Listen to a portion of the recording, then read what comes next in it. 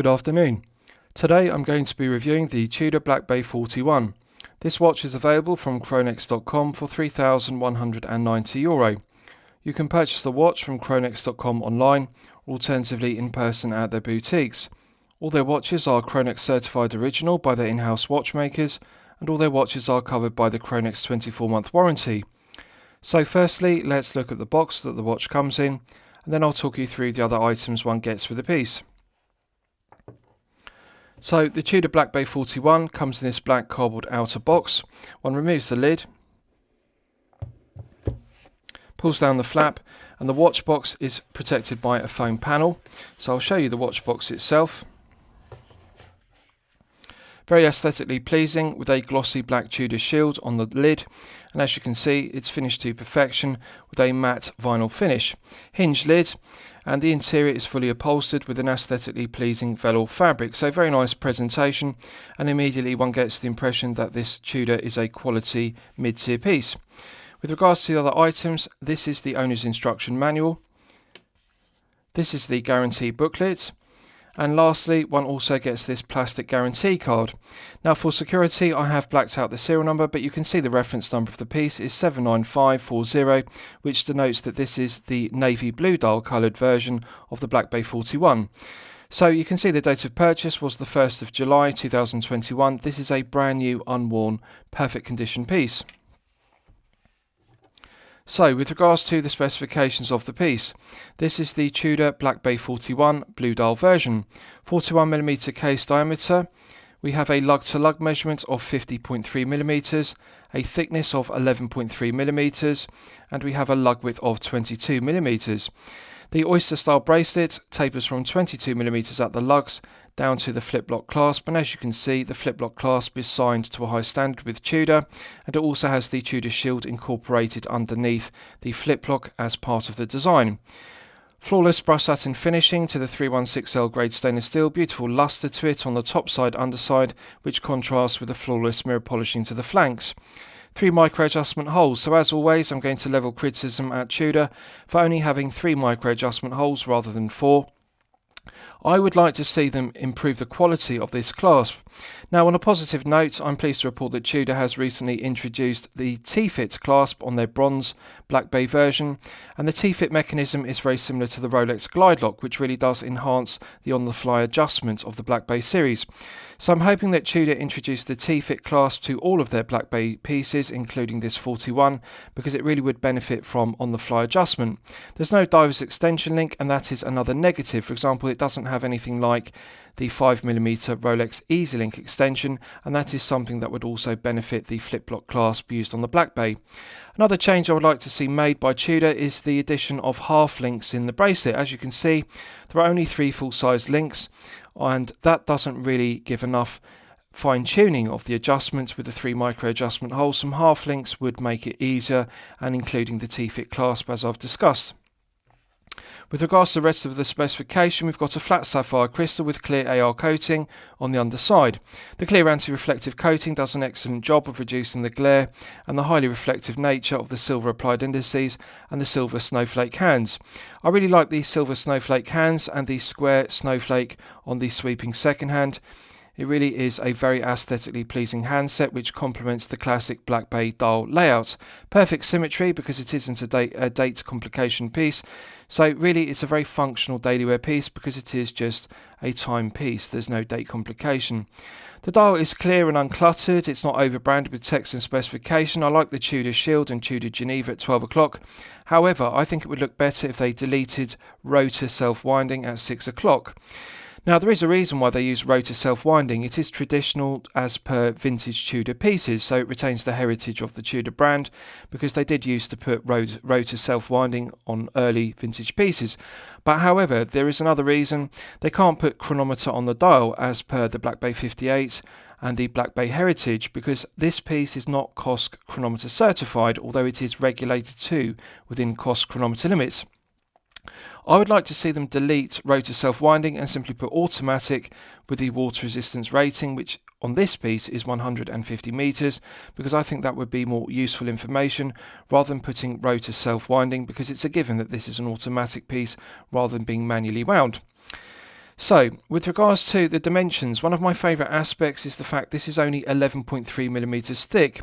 Now, although it does have the similar slab case profile to it, with the flanks, it does have the classic black bay slab sides. The flanks of the case are noticeably lower profile than the Black Bay Heritage, which is also 41mm, and also the Black Bay 58.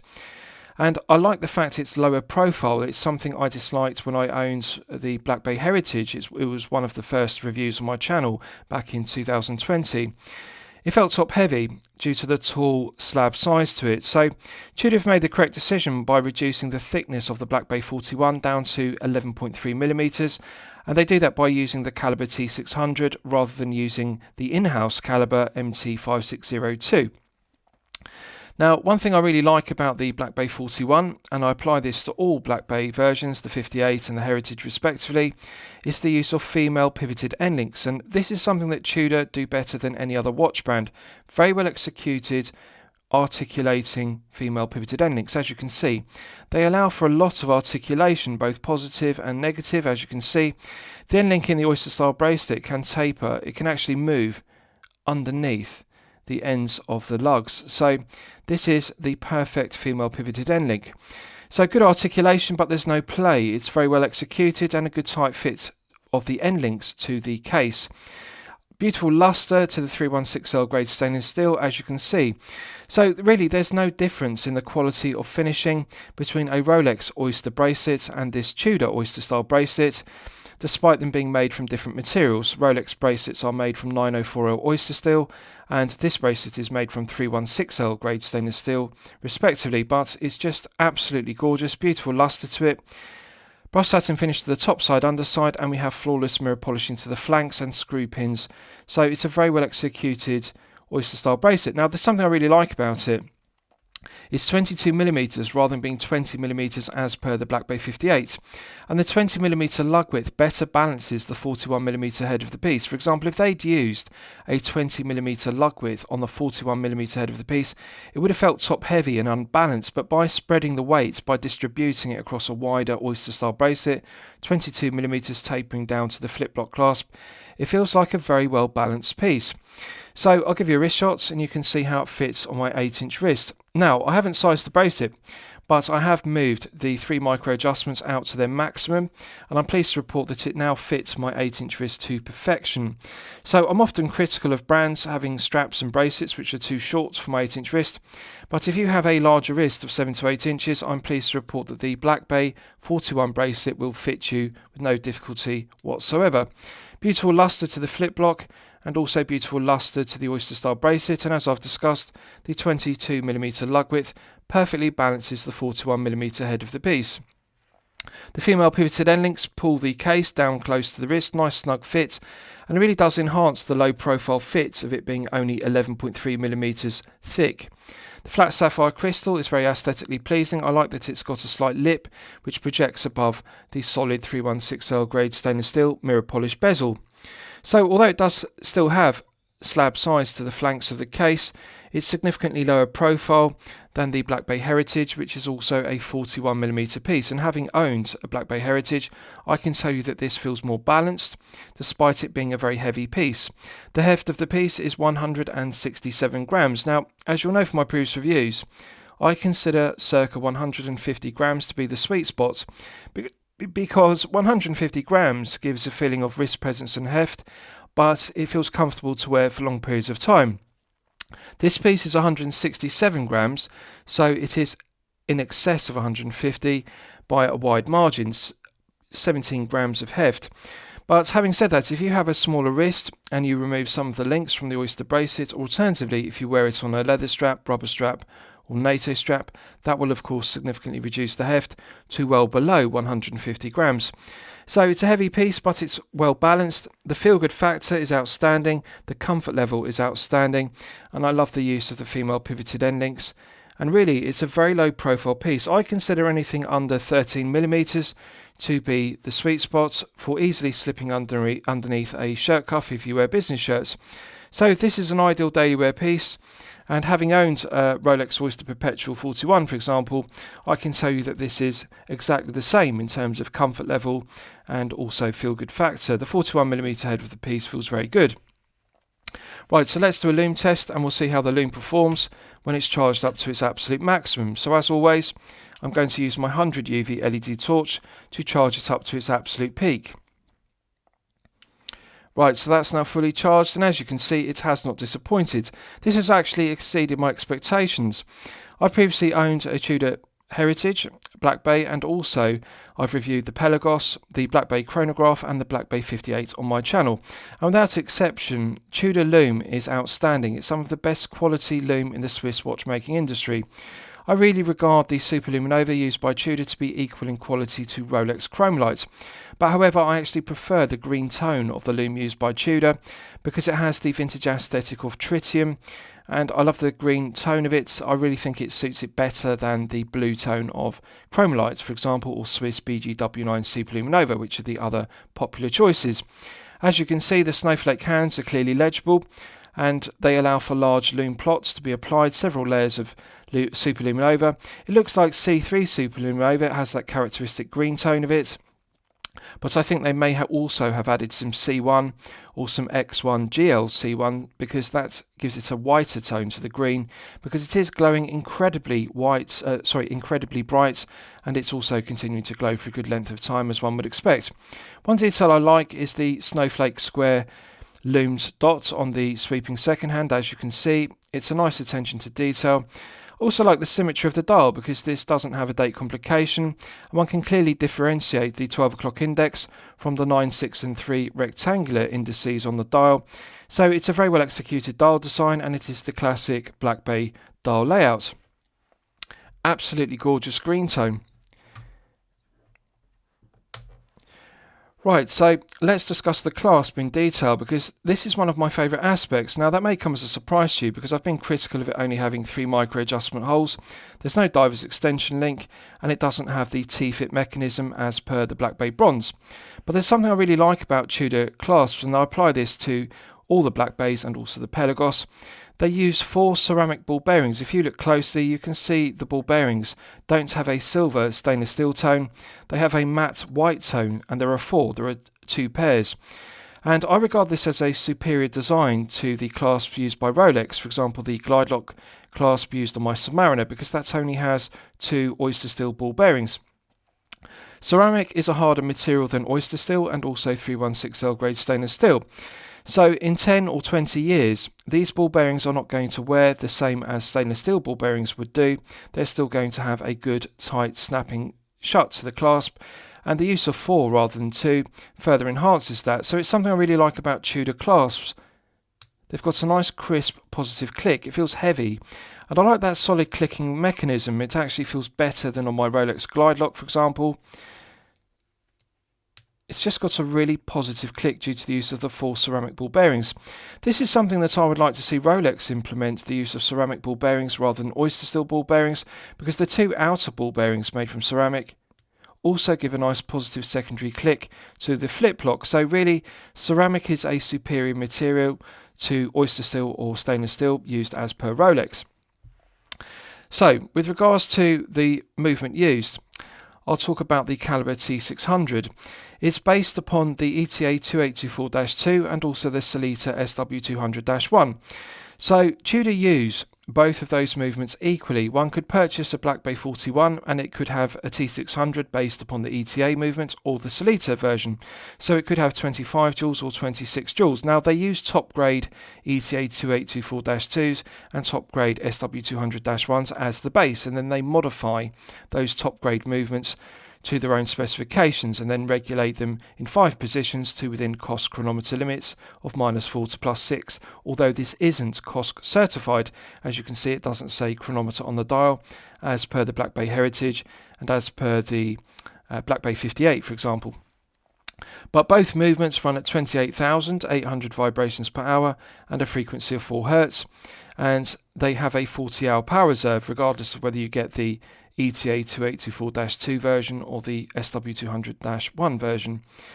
Personally, I would prefer to see them upgrade it to using the in-house caliber MT5602, which is used in the Black Bay Heritage, because that has a superior 70-hour power reserve. The negative of the caliber T600 is it only has 40 hours of power reserve, which is perfectly acceptable for a daily wear piece, but of course the caliber MT5602 is superior because it's COSC certified as a chronometer, and also it has 70 hours, 30 hours of additional power reserve. Now there is a trade-off to that. There is a negative to the Heritage Black Bay using the caliber MT5602. The MT in the reference denotes that it's manufactured Tudor. It's an in-house caliber. It's thicker. The Tudor Heritage Black Bay, which I've previously owned, is significantly thicker than this Black Bay 41. They've got the thickness of this down to only 11.3, and that's one of the reasons why they've used the caliber T600 rather than using the caliber MT5602. I would prefer the latter, even though it would make it over 13mm, and of course it would have the same slab sides as per the Heritage Black Bay. It would feel like a tall and top-heavy piece, so one could argue it wouldn't be as well balanced, but I think it would be worth that trade-off to get the 70 hours of power reserve and the COSC chronometer certification and having chronometer on the dial. So it's subjective. Some collectors prefer the caliber MT5602 used in the Heritage Black Bay. Some collectors like the T600 because it means a lower profile 41mm head of the piece. So with regards to the crown, coin edge finished, flawless mirror polishing, and it's embossed with a Tudor rose to a high standard. Absolutely gorgeous to look at. Let's test the crown action. Absolutely silky smooth. There's no discernible difference between Rolex crown action and Tudor crown action respectively. They feel identical. This feels very similar to the twin lock crown used on an Oyster Perpetual 41, which I've previously owned. Silky smooth, perfect interface between the internal thread of the stainless steel crown and the external thread of the crown tube. Now the thing to note is on the Black Bay 41 it only has 150 meters of hermetic seal, which is perfectly acceptable for a daily wear piece. Really anything in excess of 100 meters is outstanding. But on the Black Bay Heritage and the Black Bay 58 respectively, they have 200 meters of hermetic seal, so their screw down crowns are superior. In the first position, it's the manual wind position, and it's absolutely silky smooth. One can feel the tension in the mainspring gradually building up to its maximum 40 hours, so absolute pleasure to manually wind it. Now, bear in mind that this is based upon the ETA 2824-2, or alternatively the SW200-1. It does have a phantom date wheel setting position. One can feel the phantom date setting position, the date wheel clicking over. And of course the date complication is absent, so that's something to note. Pulling it out to the second and final click position is the time setting position, and as you can see the movement has hacking. I have now hacked the Snowflake second hand, so I can set the time precisely to the second. Now it's got heavy resistance. It has heavier resistance in the gearing, more friction in the gearing, than the caliber MT5602 used in the Heritage Black Bay, and that's something that does take some getting used to. Personally, I prefer the feeling of the in-house caliber MT5602 used in the Heritage Black Bay. It feels lighter, it feels smoother, and one gets the feeling that it's a higher grade of movement, which of course it is, because it's an in-house caliber. With this caliber T600, which is a modified ETA 2824-2 or SW200-1, it does feel very similar to the ETA or the Solita versions. It's got that heavier friction, the gearing feels heavier even though it's the top grade version. So personally I prefer the MT5602, but some collectors will be perfectly satisfied with the caliber T600 because it is top grade and then modified, and it does have KIF shock absorbers which were used in the Rolex Submariner, for example, in the caliber 3130 and the caliber 3135. So Tudor do upgrade the shock absorbers in the ETA 2824-2 and the SW200-1 to KIF, and the KIF shock absorbers are very good, so they improve the shock resistance of the movement. Pushing the screw down crown back in, it's got a nice positive click, and as you can see that restarts the second hand, it restarts the movement. I'll test screwing it back down. Immediate thread pickup, absolutely perfect crown execution. This is perfection personified. The interface between the internal thread of the screw down crown and the external thread of the crown tube are sublime. It cannot be beaten. Feels very similar to a Rolex twin lock used on the Oyster Perpetual 41. So really the screw down crown on the Black Bay series throughout, the 58, the Heritage and also this 41, they are perfect. They really are something that Tudor do very well. So I'll show you the screw down case back. It's low profile, and it's engraved around the circumference, as you can see with the Tudor shield, the reference number of the piece, and we've also got Geneva. So it's minimalist, but it does suffice. Longitudinal brush satin finishing, very low profile, coin edge finishing, and we've got coin edge finishing to the concentric brush satin finishing to the circumference. Now I really like the fact it's low profile. This is a brand new unworn 2021 piece, as you can see, so it still has the protective film intact from the factory. But I really like the fact it's low profile, significantly lower profile and flatter than on the Tudor Black Bay 58 and the Heritage Black Bay, as I've discussed, which helps get the overall thickness down to only 11.3mm. The solid end links are a good tight fit to the case, as you can see.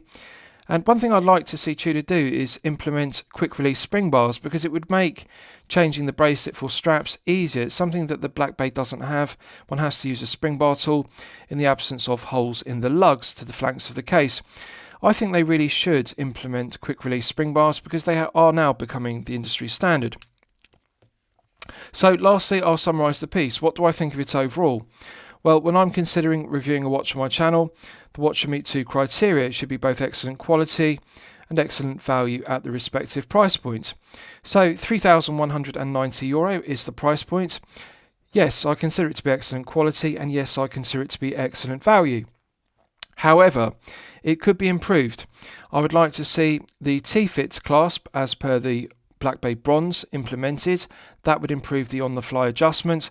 I would also like to see, in the absence of the T-fit, a diver's extension added, and also lengthening the clasp to have 4 micro adjustment holes and some half links in the bracelet. So it's not the perfect piece. There is room for improvements.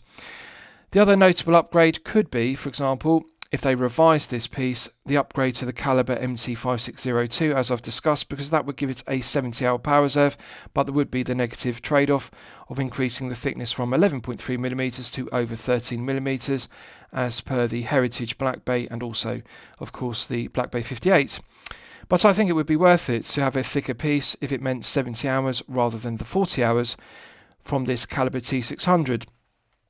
At this price point, €3,190, one could argue that the caliber T600 isn't good enough. Yes, it's top grade, but personally I would prefer them to use a Sellita SW300 rather than the SW200-1, although it's top grade. It's better than the standard or a lab ore grade, and it's even better than the chronometer grade.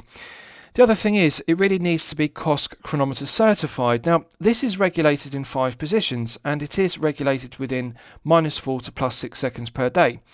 In reality, it's often the case that T600s are regulated to ±2 seconds per day, so they exceed COSC chronometer limits, and there's no reason why Tudor couldn't use COSC to certify this and then put chronometer on the dial, as per the Black Bay 58 and, of course, the Black Bay Heritage. So really that's absent from the dial. I would like to see this Black Bay 41 with COSC chronometer certification, alternatively upgrade it to the SW300, which is a higher grade of movement than the ETA 2824-2 and the SW200-1 respectively. So the movement really is the thing to consider. Is the T600 good enough for you personally? And that's subjective. Some collectors like it. I personally prefer the MT5602 in the Heritage. I think it's a higher grade of movement. And at this price point, at $3,190, it really does need an in-house caliber manufactured Tudor movement, an MT5602. But having said that, I absolutely love the piece. The blue dial is gorgeous. The comfort level, the feel-good factor are both outstanding. This is one of the most comfortable Tudor pieces I've worn. I've owned the Heritage, and of course I've reviewed the Pelagos, Black Bay Chronograph and 58 on my channel. This is one of the most comfortable of all, because the 41mm head of the piece balances very well with the 22mm lug width bracelet. So I'm going to highly recommend it to you for your consideration. I hope you've enjoyed my review of the Tudor Black Bay 41. Please feel free to post your own comments below the video. Thank you very much.